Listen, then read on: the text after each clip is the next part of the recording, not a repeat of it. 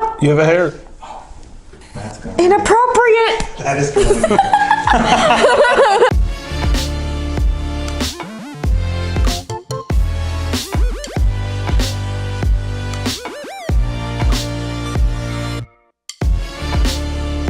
Hi, I'm Tanner. I'm Kara. And we're the Tribulays. It's nice to be back with all of you in Oregon. Kara and I took a short trip down to California this last week. My brother got married this last Friday. Beautiful wedding, beautiful ceremony, great time with family. And then we had some family come up with us. Yeah, and so then my side of the family came up this past weekend, and that was fun, showing them around different hiking places, and they got to go to the service and see what we do, and that was really nice. So it's a great week. Yeah, it's been a great week, been a great weekend, and it was also a great weekend for all of us at Grace Point. We had our pastoral candidate come to visit, and we just wanted to let you know some of the processes if you didn't hear on Sunday or you weren't able to meet the candidate. But our board met on Sunday just to kind of talk about how the weekend went, how all the interviews went. And so going forward, we're going to invite you to be praying for our leadership as they are going to be presenting a no or a yes to the congregation, which at that point, us as a congregation would then vote for a yes or no as well. And that will be coming in the next couple weeks. It'll be announced, and so you'll be in full knowledge of that. But we just want to give you a little of information on how that will be coming forward, but mainly so that we can all be praying.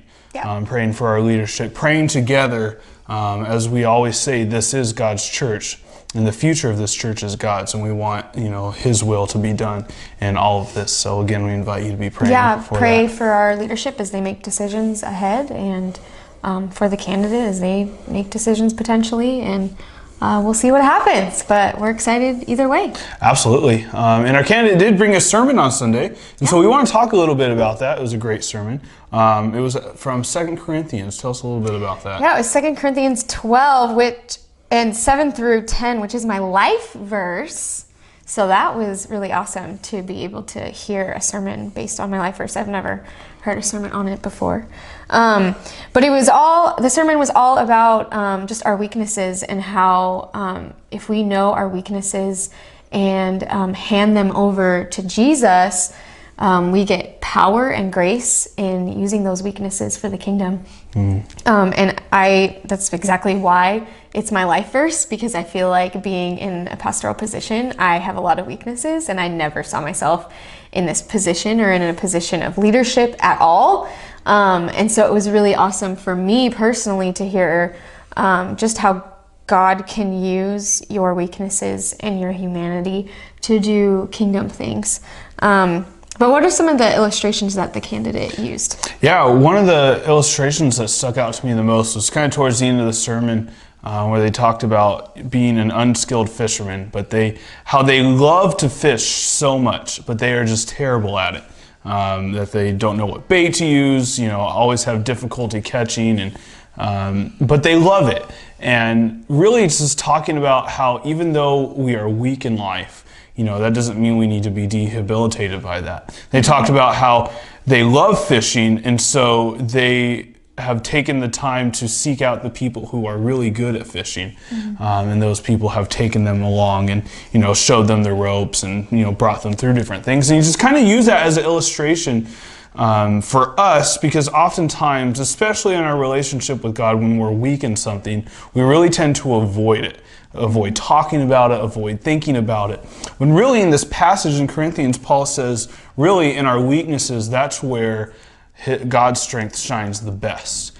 And just talking about how in our lives that we can, when we love Jesus and we invite Jesus, kind of like the skilled fisherman in the example, that we invite Jesus into those weaknesses to make them better and make them used for the kingdom of God. And he also talked about one of his youth that he's had in the past that really had a weakness of inviting one of their friends to church, how they really didn't want to do that. This friend didn't want anything to do with church.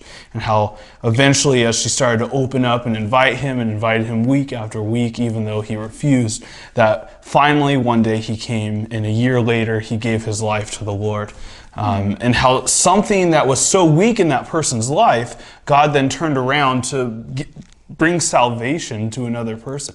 And so really to wrap it all up is offering our weaknesses to God and allowing Him to really turn those into a strength. And really, no matter what that is, and that can really be extreme for some of us in our lives that really think that these weaknesses are really terrible or they hold us back, whatever it is, no matter what it is, God can use it in our lives. Yeah, and it's cool to see the power of God at work in our weaknesses, because then what the passage says, we can't boast about anything but the fact that the power of God rests upon you. It's not you, despite your weaknesses, my weaknesses are actually strengths, but it's God's power displayed in your weaknesses, because you can't do anything apart from God working through you. Absolutely. And that's what's most important.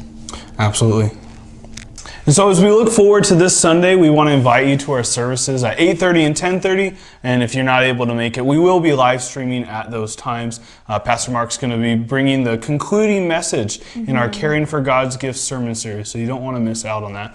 I've really been enjoying this series and just really challenging me in how I spend my time, how I spend my gifts. And then this Sunday, it'll be how we spend our finances and resources that we have. So I'm really looking forward to just new ways to participate in God's kingdom through finances. Absolutely. So we'll see you there.